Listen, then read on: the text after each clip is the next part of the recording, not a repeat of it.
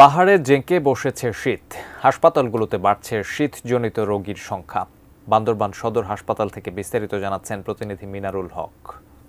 যে মৃদু শৈত্যপ্রবাহ বয়ে যাচ্ছে পার্বত্য চট্টগ্রামের উপর দিয়ে, এই শীতের কারণেই কিন্তু এখন বিভিন্ন হাসপাতালগুলোতে এবং যে স্বাস্থ্য কমপ্লেক্স রয়েছে এগুলোতে এখন শীতজনিত কারণে যে যে রোগীর সংখ্যা কিন্তু বাড়ছে।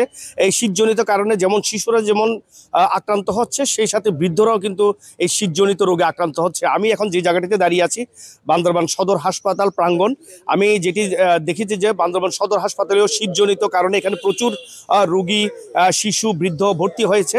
শুধু বান্দরবান সদর হাসপাতাল নয়, যে উপজেলা স্বাস্থ্য কমপ্লেক্সগুলোতে আছে সেখানে কিন্তু এখন শীতজনিত রোগীর সংখ্যা কিন্তু দিন দিন বাড়ছে।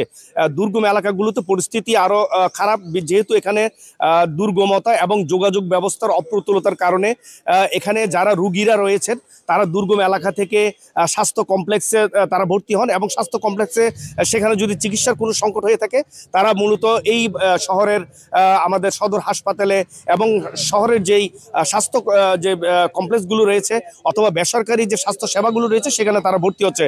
শুধু বান্দরবান সদর হাসপাতালেই নয়, শহরের যেসব স্বাস্থ্য কেন্দ্রগুলো রয়েছে সেখানে কিন্তু এখন শীতজনিত রোগীর সংখ্যা কিন্তু বাড়ছে। তো আরেকটি বিষয় আমি জানিয়ে রাখি যে দুর্গম এলাকায় যেসব নিরাপত্তা বাহিনীর যে ক্যাম্পগুলো রয়েছে, সেনাবাহিনীর ক্যাম্প, বিজিবি ক্যাম্প এবং পুলিশের ক্যাম্প, সেখান থেকেও কিন্তু এলাকার লোকজনদের, দুর্গম এলাকার লোকজনদের শীতজনিত সহ বিভিন্ন চিকিৎসার সেবা দেওয়া হচ্ছে।